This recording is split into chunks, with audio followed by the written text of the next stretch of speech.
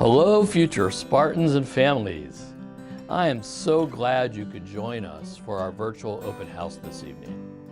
My name is Dr. Jim Coleman, and I'm the Provost and Executive Vice Chancellor here at UNC Greensboro. And that means I'm the Senior Academic Administrator overseeing all of our academic programs and instruction. And that's a big job considering we offer more than 125 undergraduate programs alone. No matter what you choose to study, my job is to make sure your educational experience at UNCG is second to none. We do that first by ensuring teaching excellence. I just joined UNCG in July, and I worked in several well-known universities before I came here. And I have been blown away with just how much our faculty really care about the success of UNCG students. And they're also very passionate about teaching, so you can count on getting direct instruction from the very best teachers around. Our faculty are also regularly recognized as leading scholars and artists in their fields. They make breakthroughs in many disciplines, ranging from biochemistry to history, or they receive accolades from audiences and readers in disciplines like theater, music, and creative writing. Our faculty are impressive, and you will get to know them. For example, as a UNCG student, you will have the opportunity to learn about biology from a NASA-funded scientist who has experiments out in space, or study musical theater under a successful Broadway composer. UNCG also excels beyond the classroom. Now, there's a network of faculty and staff here who will support your ambitions and will help you find your calling. After all, this is college, and there's no better time to try something new. So whether you decide to work in a neuroscience lab or spend a semester studying Spanish culture in Peru, or to do both, the truth is at UNCG is that you can do it. Learning here extends far beyond the classroom walls, and we are all here rooting for you and supporting you to chase your dreams. And finally, UNCG is a place where there's a fantastic support system for you if you just need a little extra help. And everyone, including me, needs some help sometimes. So whether it's tutoring or note-taking workshops or coaching for your speaking, helping students succeed in school and beyond is what we do here. And I am so proud of our legacy of providing a supportive and caring environment for every one of our students. And at the end of the day, no matter what you choose to study, you, the student, truly matter here at UNC Greensboro. After all, what's a university without its students? We wouldn't be here. So it is my great honor to serve you as provost by providing a meaningful and life-changing education. And I really can't wait to see where your college journey takes you. And I really hope you'll find a home here at UNCG.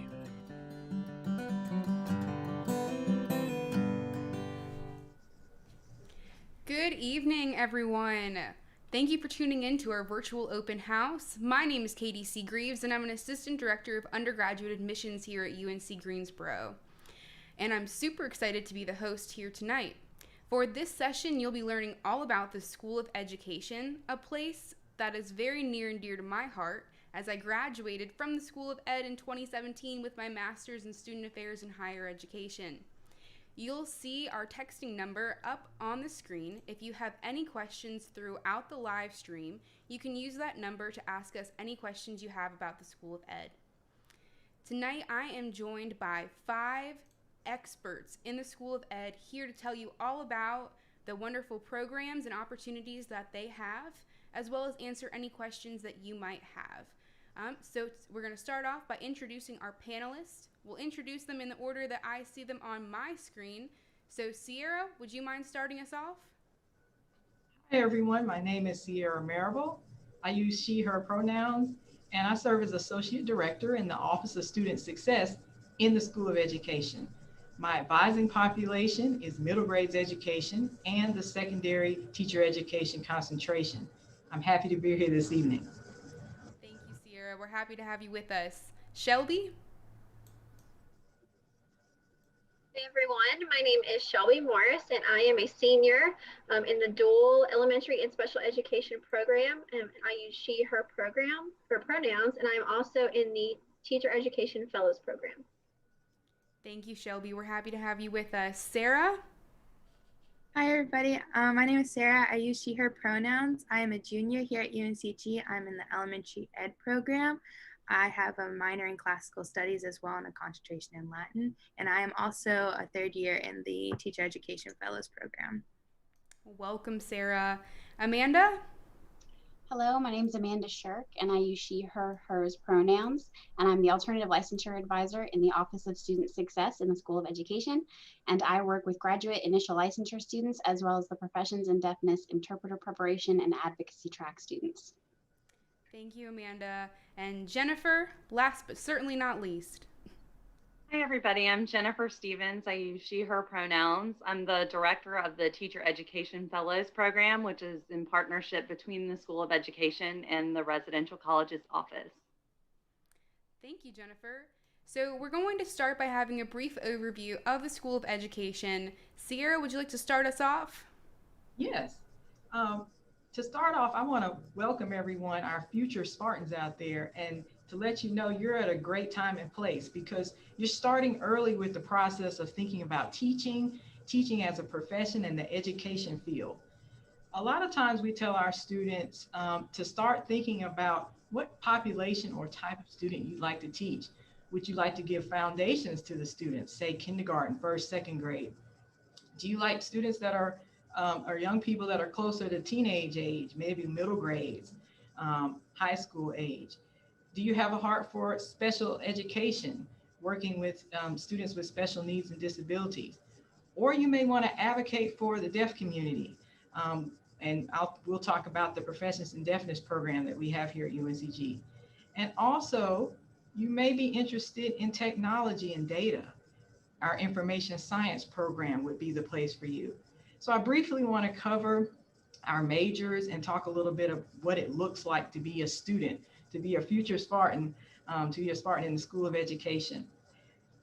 Thinking about our teaching programs, they are divided into licensure and non-licensure programs. Our licensure programs are going to give you a license to teach, and our majors are elementary education, which is kindergarten through sixth grade license, middle grades education, which is sixth through ninth grade license, the special education, which is kindergarten through 12th grade license, the dual major, which is a combination of elementary education and special education. So it would give you both the K through 6 license and the K through 12 special education.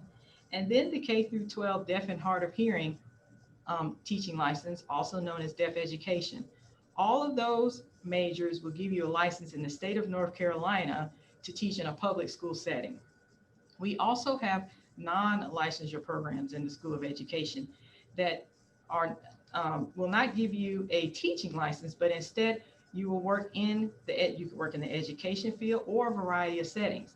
So within our Professions in Deafness program, we have interpreter preparation, which will give you certification to work in a variety of settings interpreting. It could be a school setting, it could be a nonprofit organization, it could be a court or a hospital. Also, our advocacy and services for the deaf and hard of hearing. Under our Professions in Deafness program, you'll be advocating for the deaf community and interning in a variety of settings. And then our newest program, which is going on probably 2 years old now, is our Information Science program. And that is with our Library and Information Studies department. And in that program, you would be learning about data and technology and how to work in a variety of settings. Again, maybe you want to work in a school or hospital with data. Maybe you want to work at Google one day. And that program would be designed to help you with that. Now, talking back again about our licensure programs, what does it look like to be a student? The first 2 years in the program, you're taking what's called general education courses. So right now, if you're in high school, you're taking history, math, science, English. Your first 2 years at UNCG will look very similar in that you're taking general education courses that give you the foundation in those areas. You'll work with your academic advisor to pick courses that work for you for your schedule, but you'll take those general education courses the first 2 years. Then during your sophomore year, you will be interning.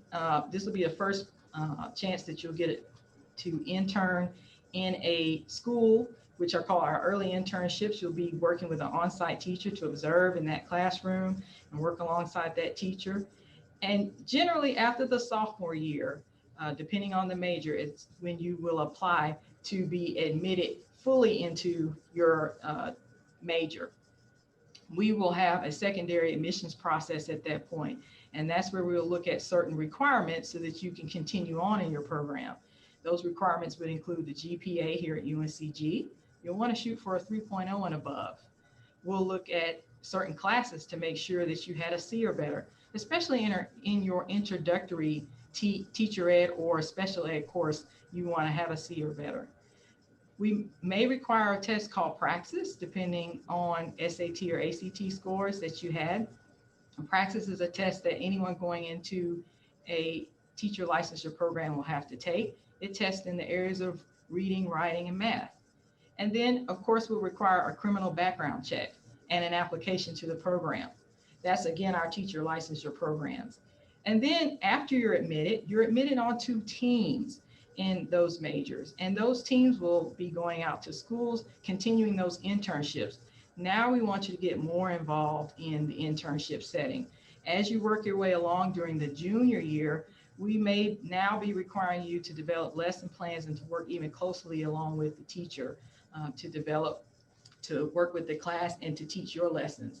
And then your senior year is a great experience because that final semester is what's called student teaching. So you may have heard of student teaching. That's where you're going to the school every day to teach the lessons that you've created. It's always a great time for our students because now they've gotten feedback as they've gone along. They've gotten close to 1,000 hours in the classroom of teaching experience, and now they get to showcase all that skill that they've learned in the first 3 years by culminating with that student teaching experience. Now, in our professions in deafness interpreter program and also our advocacy and services program and our information science, they're not going to have a secondary admissions process in that way, but they're going to have requirements that you have to meet through testing. Both of our professions in deafness program want you to have American Sign Language fluency. So you'll be testing to make sure you're keeping up with your ASL and that you're fluent in ASL as you go along. And then you'll be working your way through internships as well. The same with information science. They have some courses that they'll have you to take to make sure you're staying on track. In those programs, you'll work along a faculty advisor, not only a faculty that teaches in the program, but will be your advisor in the case of information science or the deaf education program. So here in the School of Ed, we give you a lot of support. We give you a lot of feedback. You're not going to get to the student teaching and not have had that feedback to know how you're doing in our programs. Our students here today can definitely tell you the great experiences that they've had with that.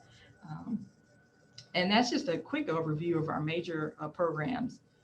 And we'll be glad to answer more questions about what those programs look like.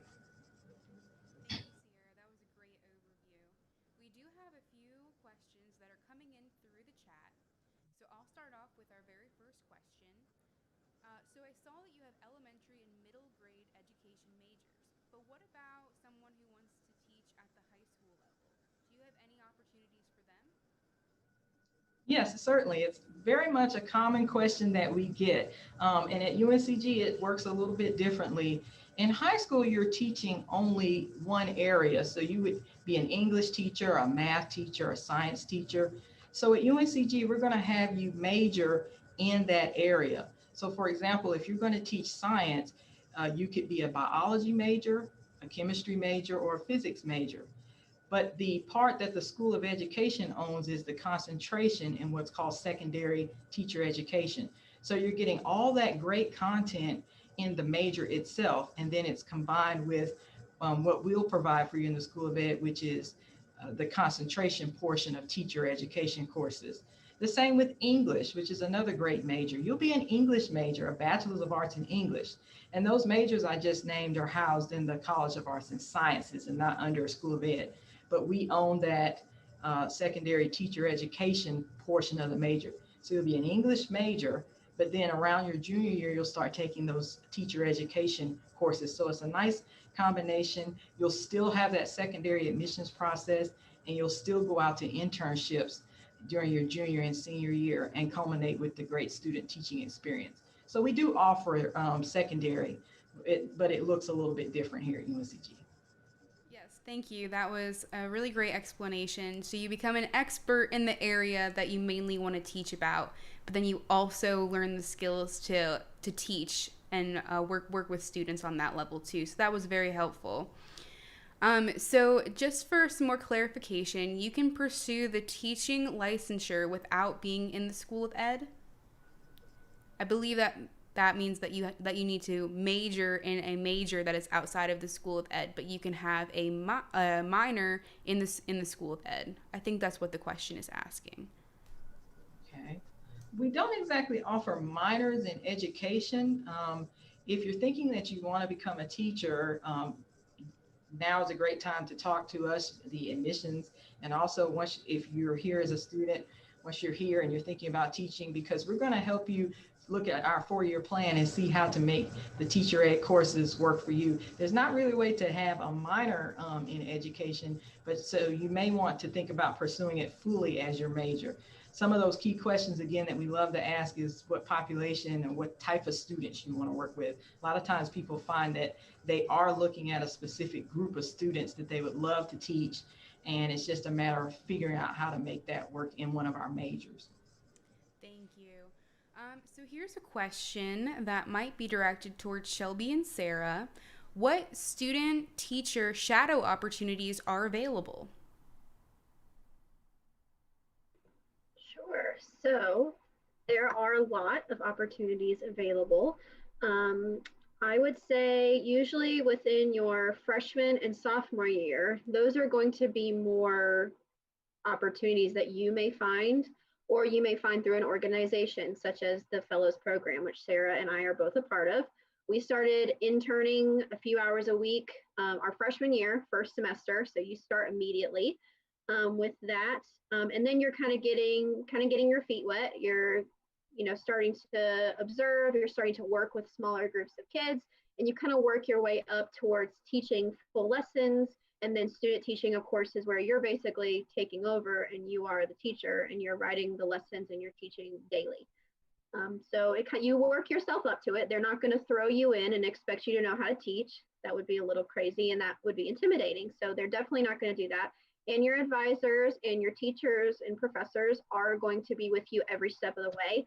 Like Sierra mentioned, you'll get a team leader when you're admitted to your program. So for duals, that's actually in the spring semester of your sophomore year. So you're admitted a semester early.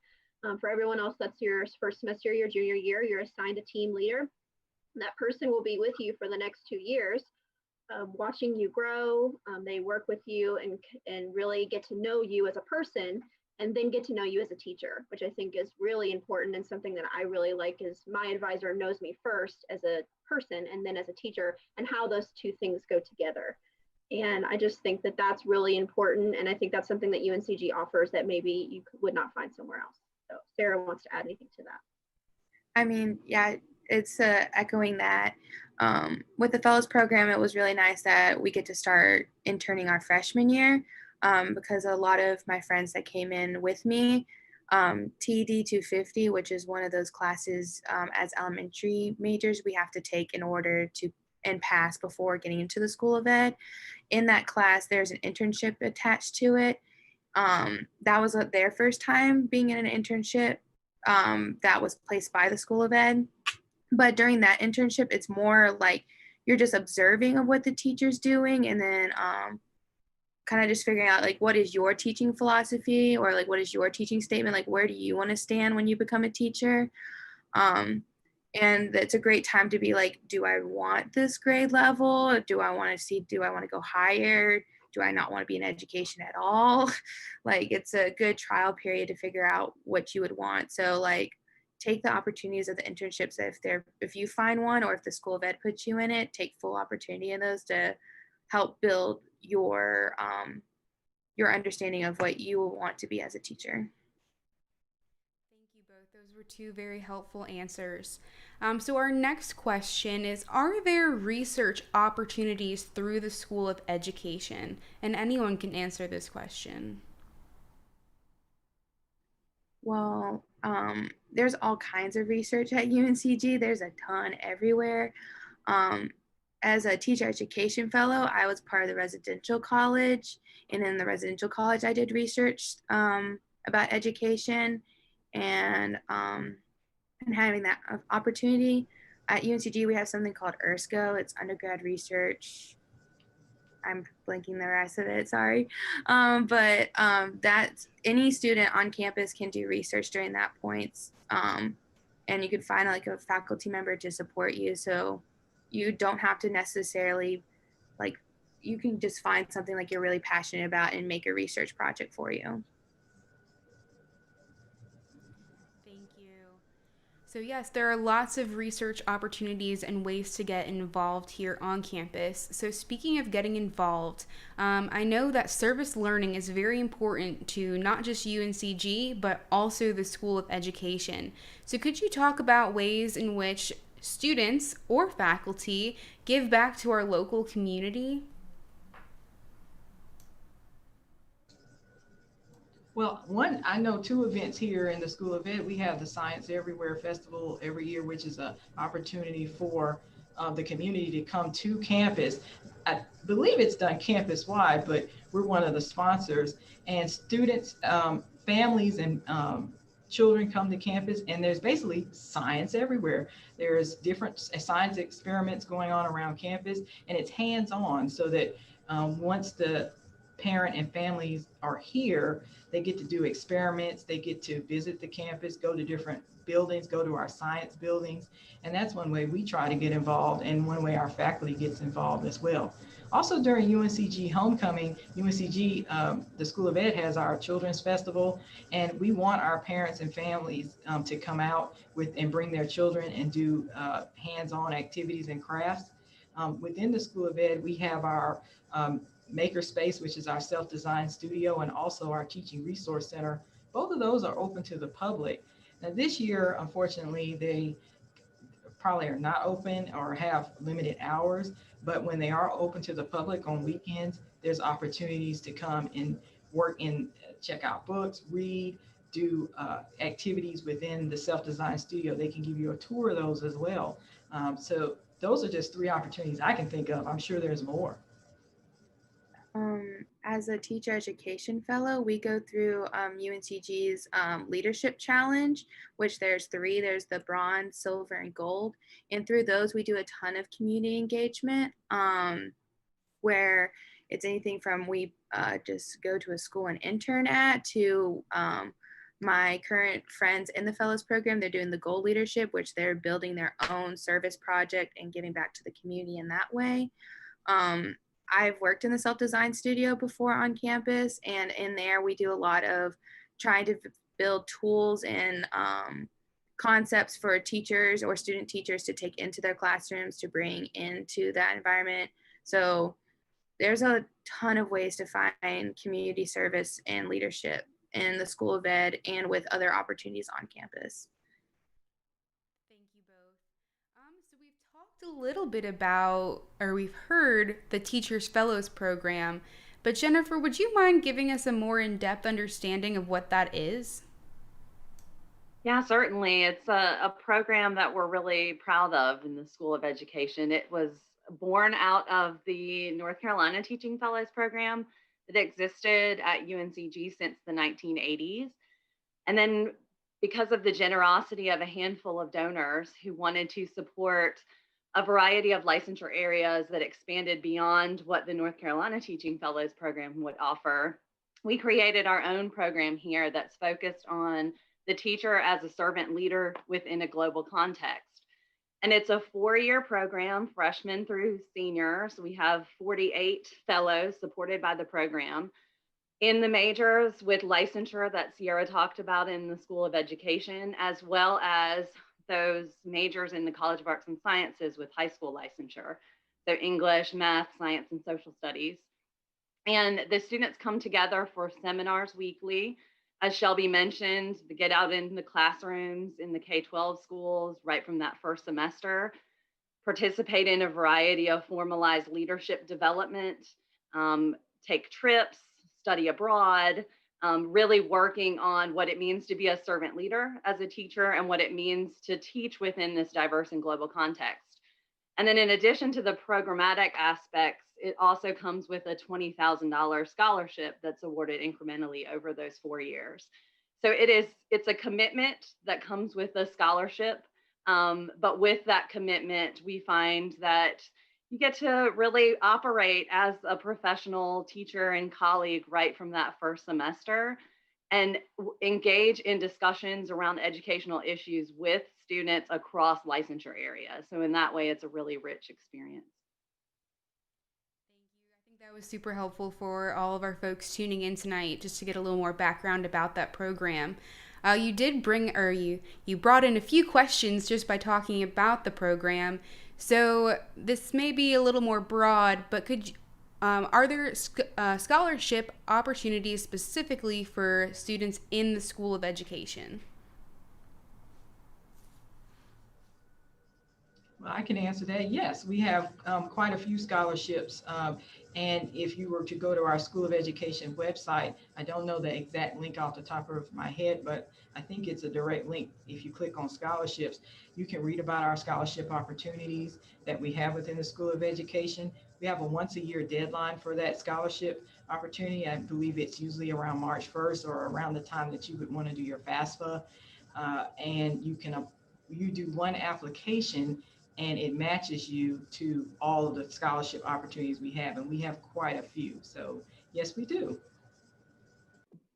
And I would just add that for the fellows program, that's a separate application process, which can be accessed through the School of Education's website.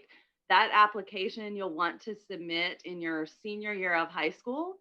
And the priority deadline for that is January 1st. So January 1st, the committee begins reviewing applications, and then we bring people to campus for interviews, which depending on what situations look like this year, those could be virtual interviews, but there will be some type of interview component. And then if selected, then you enter into the fellows program and get that scholarship awarded over those 4 years. Great to know that there are additional resources throughout the university. So thinking about ways in which we support our students, a lot of students are afraid that once they get to a university, they're not going to be supported inside the classroom. Would someone mind telling us a little bit about how you're supported by your faculty, what resources you have, how you're prepared to go into the classroom post-graduation or even during your senior year, that final semester? I can speak quite a bit on that, almost being done with my program. So I have been in several different schools with several different professors.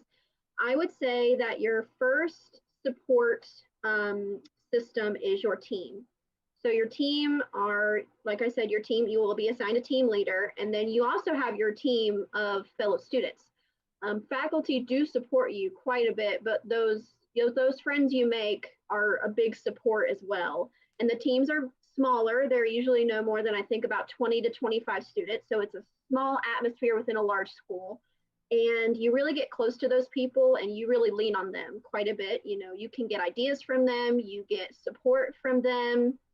You get just someone to talk to about, today in my class this happened and it made me feel a certain way, and how would you have addressed this issue differently? Just to get a fellow student, a peer perspective, but also with your faculty. Every step of the way, they are sharing resources with you. They are taking you to the self-design studio, to the what is it called? I'm so sorry. Teaching Resource Center. Thank you, Sarah. completely slipped my mind. Those are two great resources as well, and the faculty that work in both of those spaces really help you with finding books, with finding activities, with learning how to use different technology pieces. So, the 3D printer, laser machines, iPads, and all the things you can do with those. And those are both good resources. And like I said, your faculty every step of the way are showing, giving you examples of lesson plans that you can use, are talking you through different things, and are, when they do watch you teach, they're giving you constructive feedback. So they're not just telling you, here's everything you did wrong, but here's what you did right, and here's maybe some things we can grow on for next time. And they're helping you develop professional development plans so that you can see, you really are starting that professional journey as early as possible and seeing what kind of teacher do I want to be, what areas do I need to grow in to be better for my students. And I think now more than ever, with the way teaching is changing and changing so fast, they really have been a good support system for us, and working through what virtual teaching looks like, which is something that none of us, I think, saw coming. But as a good resource to have in the future. You never know when that might come in handy, and it's coming in handy definitely right now. So they really support you every step of the way. And I 100% mean every word of that they support you every step of the way. There's never a moment where you feel alone. There's never a moment when you feel that no one's on your side. Someone is always there and willing to help you in anything that you need. So Totally to echo that, and our advisors too. Terrence is my advisor for the elementary ed program. He sat with me for an hour and a half, and I was like, Terrence, I don't think I want to make it. And we just talked it out, and he helped me figure out, okay, this is how we're going to do this. Now it's kind of different, but I would just walk in the school event and be like, hey, Sierra, how's it going? And they have a great support system there. And then inside the fellows program, we do a mentor-mentee portion. So as a junior, I have a freshman mentee, and basically I just get to be kind of like a big sister role in a way. And I'd be like, hey, I've survived so far, I think. Here's how I've done it. Hope this helps. And there's so many different ways to get support. And then the teaching resource center, which basically the teaching resource center is based off a children's library. It has anything from books you would use in a preschool setting to young adult books. And then there's also teaching lesson plans, praxis materials for when you're studying for the praxis. It also kind of has a workroom, which has the fun teacher things like the die cuts and the laminators. That makes me really excited because I'm a nerd. And then the studio, again, has all kinds of ways to make your lessons and your experience more than just reading a book. You get to bring the characters alive with a green screen and all that fun things to make the lessons interesting. So I, again, 100% echo. There's a ton of support here, and I love my team. We have a nickname and a group chat, and it's a great time. 100% lean into those connections you make on campus, and really if they say please reach out to me, actually reach out to them, because they're 100% there to support you. Thank you both. It's really great to know that you are supported while you're in the classroom. I know personally I felt that way, and I still feel that way. The connections that I've made with fellow classmates as well as faculty members that I've had in the School of Education have helped me tremendously. They still review my resume, they still review my cover letter, they send me job applications, they help me along the way, serve as references. So they are there to support you not only during your 4 years on campus, but they're also there to support you after you graduate as well. And I think that piece is really important to talk about too. But since we were talking about being a student and also our faculty members, Amanda, would you mind telling us a little bit about the class sizes in the School of Ed? Are they big? Are they small? And are they taught by professors? Are they taught by TAs, grad students? Just tell us a little bit more about what it's like to be in the classroom. For the School of Education, they definitely keep the class sizes small, which is actually something that's echoed across a lot of areas at UNCG. But in the School of Education, you're going to be looking, depending on the content of that class and where it falls in the program, you're looking at somewhere between, I'd say, 15 to 30 could be the largest that I've seen. And that really just depends on where you are in your program. If you're further along, the class sizes tend to be a little smaller, a little more focused. Whereas if you're starting off and you're in one of those introductory courses that Sierra had mentioned that you have to use to get into the School of Education majors, those tend to be just a little bigger, pushing the 30, if that sounds right, Sierra. Where they're just a little bigger, have to have a slightly bigger class size. And for faculty, the School of Education definitely focuses on quality instructor positioning in terms of you're either going to be taught by a full PhD professor who's an expert in their field, especially for your methods classes and in your TED classes, your teacher education or your specialized education services courses. Those are going to be definitely taught by experts. And anyone who's not a PhD that you're getting taught by, they are considered, I think they might be adjuncts is the proper term, but they're also experts in the field and they've been vetted by the faculty in the program, vetted by the School of Education, and they have a great work history and experience that they're bringing to the classroom to help make sure that you're getting that quality education at every step. And I do know that that is one of the key tenets of the program building in the School of Ed is they want that quality faculty buy-in. Like they're looking for top notch, which is why research is pushed so heavily here to keep people on top of their field and keep the best faculty in the classrooms, pushing these students to become the best professional educators that they can be. Thank you, Amanda. So, if you're watching, I think you know how important our faculty are here on campus and how much we value them, especially the experiences that they're able to bring into the classroom so our students can learn. Sierra, would you mind answering a kind of a specific question? But I'm interested in majoring in music, but I want to be able to also major in special education. Could I do that? That's a really good question because we don't often get into it when we're just talking about School of Education. We have a variety of other education programs on the campus. And in the College of Visual and Performing Arts, there is a music education program. I don't know all the specifics, but I will tell you they take a lot of courses that are very involved and get them heavily ready to teach in a music classroom. If you were in a situation where you were picking between music and special education, we may have a conversation about which one at first may seem more interesting to you. You may decide that you want to work more with in a special education setting. And if that were the case, you would want to just do special education. There may be a way to combine the music aspect, if you do music education, to combine that in a special education classroom later on. But sometimes it can be difficult to do both of those majors. So we would definitely want to talk further with you and figure out what best suits what your interests are. But we do offer, again, both those majors.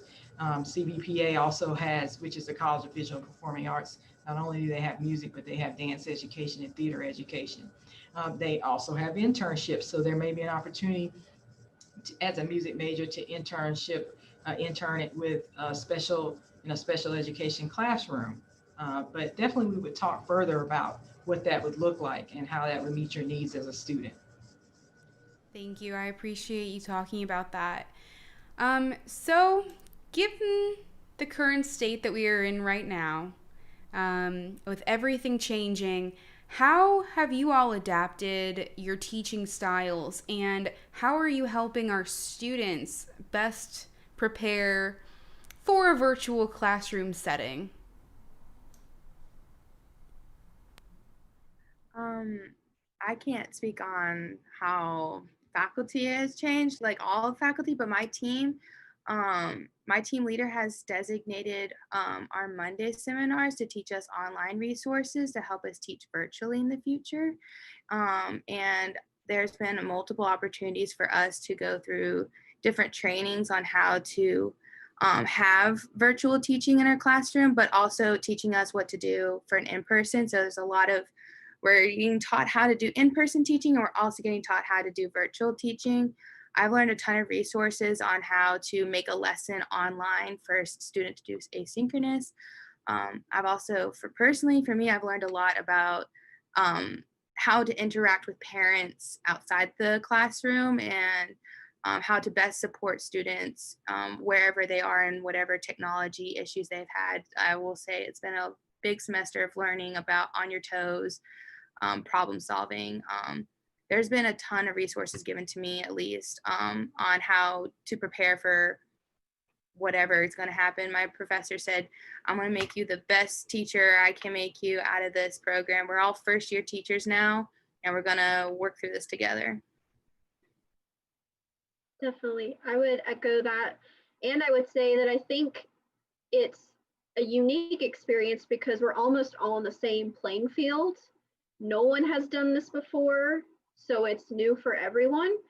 So I think it's much more of everyone collaborating and saying, what can I bring to the table? So every week in our seminar for our team, we have a time where we just say what's been working, what hasn't, that we've been seeing in our schools, what do we think we could take and modify to make it work. So I think it's given us an opportunity to collaborate more than I think we maybe would have if it had been a traditional scenario, which definitely is helpful for when you do get that first teaching job. Collaboration is a big piece of it, whether you're collaborating with your fellow teachers, your administration, your support staff, so your counselors, your social workers, you're collaborating with those people every day. So learning those skills and learning how to do that is a big part of teaching outside of just what you're doing in the classroom. And I think that we've become more connected because we're all working together for a shared goal more than I think ever, especially with our students that, virtual learning is not easy. It's not easy for me, and it's definitely not easy for a kindergartner or a first grader or even a 12th grader. It's not easy for anyone.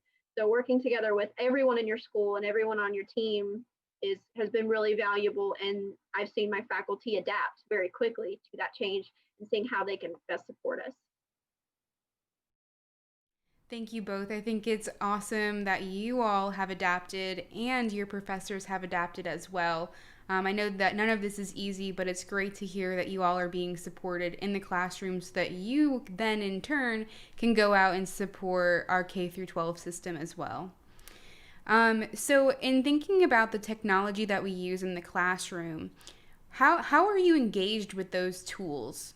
Are you kind of set up in a way of, here's the system, good luck, or do they walk you through that? We have a few folks who are tuning in who are a little worried about what it might look like when they go into a classroom with their own set of students and not knowing how to adapt. So how do your professors help you with that? They help quite a lot. I would say that a big resource for me right now has been the self-design studio, which always has really been a focus. They've always been focused on technology, integrating science and technology into our classrooms. And that has been a big help for me. You can schedule at any time sessions to work with Matt, who works in the self-design studio, who is amazing. And there are also students that work there as well. So there's grad students, there are undergrad students, and you can work there if you desire as an undergrad or a graduate student. They have been a big resource in providing you with those skills to then use in the classroom. And they will actually sit down with you, even in a normal setting. If you have a lesson plan, you're saying, I really want to integrate technology. I have no clue where to start. Can you help me? They'll say, yes, here are these 3 things I think you could use. Let's play around with them a little bit and see what we think fits best and how we can integrate it well into your lesson. So we've been using that. And also within the schools themselves, they've been a good support. Kind of walking us through that process, because they know that for a lot of us, this is our first time, being in the classroom, let alone being virtual. So they've been providing us a lot of support as well. So it's really been a partnership between UNCG and the school systems to work together to better prepare us, I think, for that situation. So I definitely would not be worried. I wouldn't be afraid that you wouldn't know what you need to do. Someone is available to help you at all times. Definitely echoing that, the self-design studio. She's my home. It's a ton of help. We have an hour a week with my team and Matt, and he teaches us a different resource, or we focus on a resource again. Like I just created a book this week about the weather with my teammates, which was super cool, and I'm going to be teaching it, I think 2 days from now, so like learning how to use that. And then my teacher that I'm studying under right now is very open to me about what's going on and how she's using her classroom and how she's using virtual teaching. And she's allowing me also have the space to try things in her classroom settings, and is giving me feedback too. Like, I want to be teaching this lesson soon. And she's like, before you do this, let me see your lesson. And she gave me feedback on how I made my lesson plan and stuff like that. So like, definitely your support system's here. And it's also, this time is really great to practice of what it could be like in the classroom. You could come in with a full-on lesson plan, ready, perfect, tied in the bow, and then you have to change it because a fire alarm went off and it took over half your class, and now you only have 10 minutes to teach. So like, learning to adapt is something that we're learning through right now, which I'm so glad that we're learning this now, so that I can have that feedback and that support system. So then when I do have that fire alarm during my class, I know ideas on how to adapt my lessons. And having that support system too, still, like, adaptability is a really good skill to learn in the School of Ed before you're becoming a teacher, because both my parents are teachers, and they're like, definitely number one thing you need to learn is adaptability.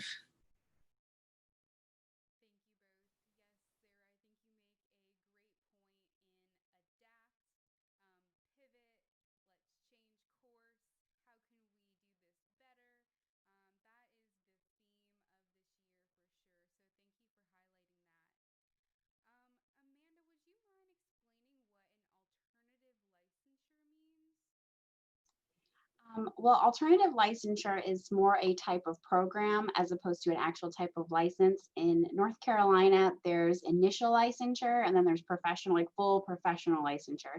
And our programs at the undergraduate level focus on preparing students for initial licensure. And alternative licensure programs are for people who went through an undergraduate program but did not pursue a licensure track. And now that they've graduated and they've been out in the world, they decide they want to go into the classroom. And so they come back to UNCG, preferably UNCG, and they pursue a program that will lead them to initial licensure in the area that they would like to be licensed in. And those programs are graduate level because you've already graduated from an undergraduate program, but they are still initial licensure. So they result in the same type of license that you would obtain in an undergraduate program. And alternative licensure is well, I think it's a little exciting because it is a bit trial by fire in terms of most people who enter an alternative licensure program, they get hired to teach in a public school classroom under a temporary form of licensure called residency while they're pursuing their coursework requirements for licensure. So you're learning as you go in that scenario. And, there's a lot there that I'm sure could be very exciting and intimidating at the same time. But an alternative licensure program is going to provide all the same hallmarks that the undergraduate program would in terms of teaching you pedagogy, teaching you methods, teaching you lesson planning, and you have to complete the same teacher education portfolio experience. So they're just two different ways to get to the same goal. And I would stress now, though, if you're entering your undergraduate experience and you think you want to go into education, but you're not sure, it is never too early to start meeting with an advisor and asking those questions, because trying to get into a teacher education program later in your career is a little, it can add length to your graduation plan, and it can create some cloudiness in how you move from semester to semester. So if you're thinking about it, it's never too late to start asking. And then if you decide later after you graduate that you do want to go into the classroom, there are programs for individuals who fit that category, who decide later they want to go in. But I just want to encourage you to definitely ask and see as early as you can about those programs. Thank you, Amanda. I appreciate that explanation. So are there any accelerated master's programs for students within the School of Ed? And Sierra, Amanda, Jennifer, any of you are welcome to answer this question. I can start off for that one. We don't technically have what I would consider accelerated masters, but we do have condensed ones, the shortest one being 18 months. And that is a full-time commitment. You're taking about 9 hours a semester. And it is designed for someone who's not technically working. So they're not built, that schedule is not built around someone who might have a typical job that goes from 8 to 5. So, but most of our master's programs are 2 years. The shortest being the 18 months, the longer ones being about 3 years. If you want to take it at a slower pace, you could take fewer courses a semester and go the 3-year route for your master's, but the 18-month would be the shortest one that we offer, and I believe that is for elementary education. Thank you, Amanda. I appreciate that.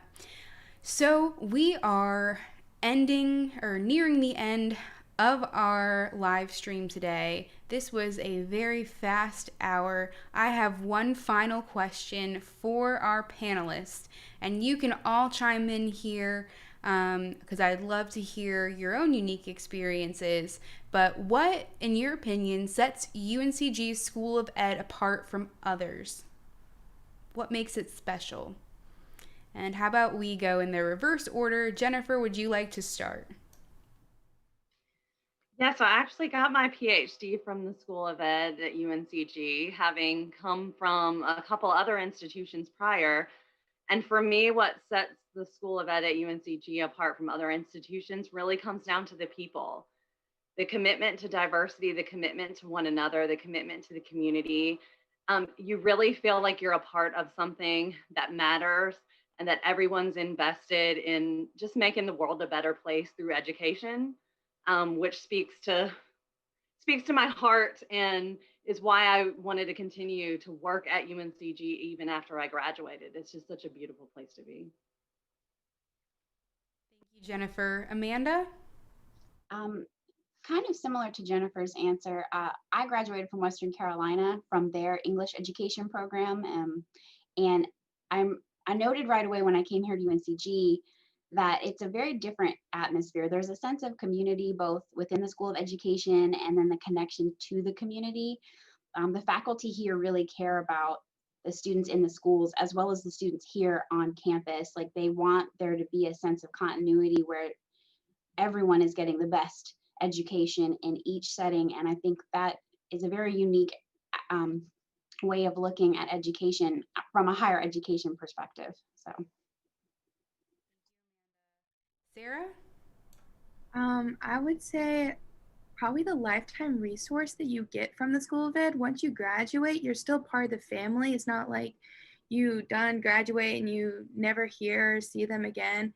Some of the teachers I've studied under are alumni from UNCG. So like getting poured into from alumni from this program is super cool. And I also hope that maybe someday I'll have somebody study underneath me. So like it's a community that's a lifetime community that will support you after you graduate. You're not just a number to them. Like, you will still hear.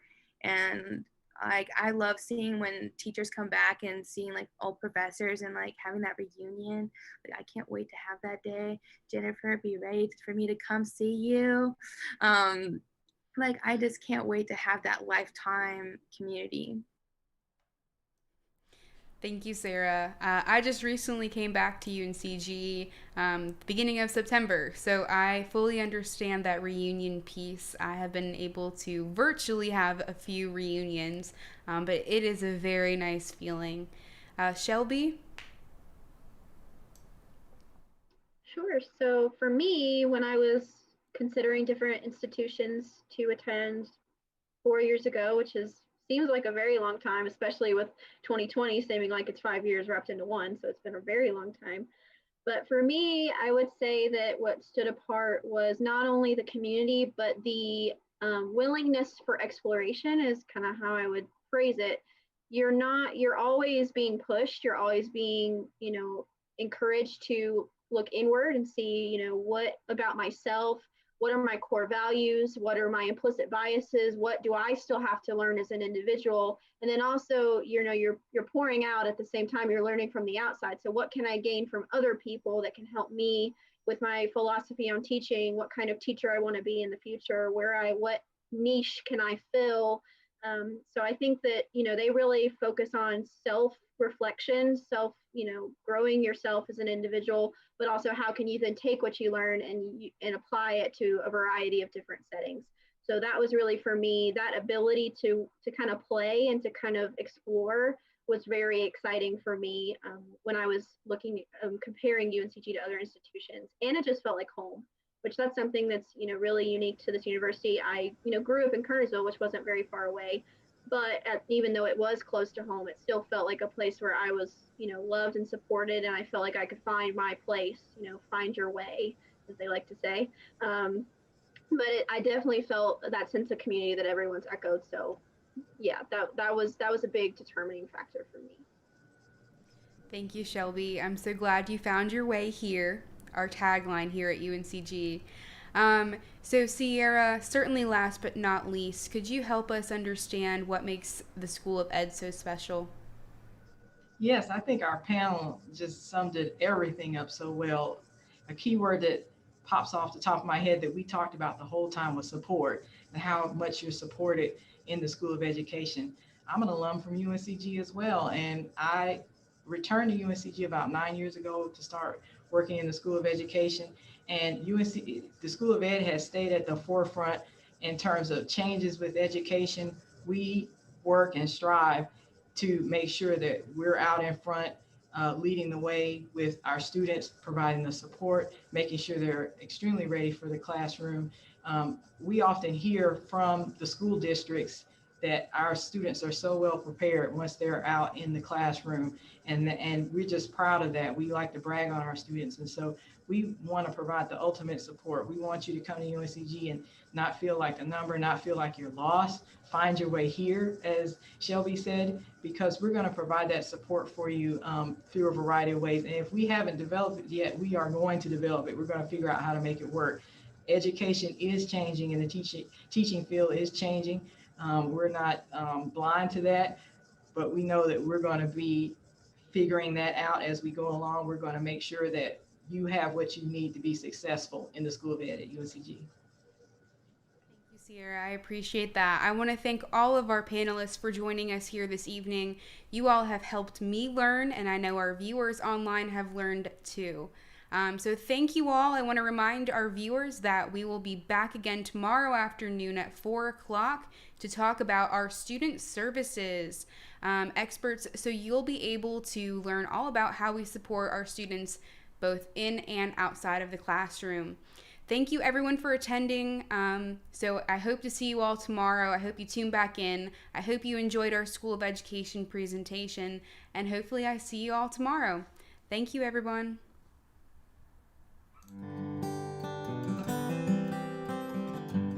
Hello, future Spartans and families. I am so glad you could join us for our virtual open house this evening. My name is Dr. Jim Coleman, and I'm the Provost and Executive Vice Chancellor here at UNC Greensboro. And that means I'm the Senior Academic Administrator overseeing all of our academic programs and instruction. And that's a big job considering we offer more than 125 undergraduate programs alone. No matter what you choose to study, my job is to make sure your educational experience at UNCG is second to none. We do that first by ensuring teaching excellence. I just joined UNCG in July, and I worked in several well-known universities before I came here. And I have been blown away with just how much our faculty really care about the success of UNCG students. And they're also very passionate about teaching. So you can count on getting direct instruction from the very best teachers around. Our faculty are also regularly recognized as leading scholars and artists in their fields. They make breakthroughs in many disciplines, ranging from biochemistry to history, or they receive accolades from audiences and readers in disciplines like theater, music, and creative writing. Our faculty are impressive, and you will get to know them. For example, as a UNCG student, you will have the opportunity to learn about biology from a NASA-funded scientist who has experiments out in space, or study musical theater under a successful Broadway composer.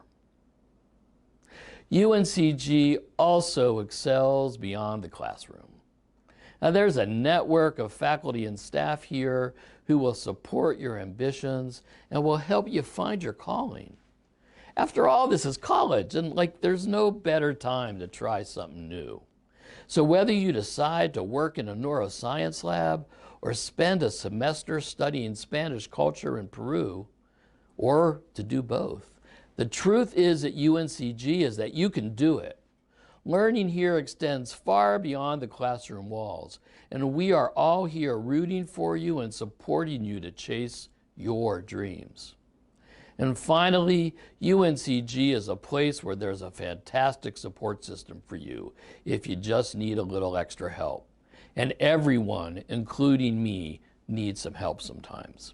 So whether it's tutoring or note-taking workshops or coaching for your speaking, helping students succeed in school and beyond is what we do here. And I am so proud of our legacy of providing a supportive and caring environment for every one of our students. And at the end of the day, no matter what you choose to study, you, the student, truly matter here at UNC Greensboro. After all, what's a university without its students? We wouldn't be here. So it is my great honor to serve you as provost by providing a meaningful and life-changing education. And I really can't wait to see where your college journey takes you. And I really hope you'll find a home here at UNCG.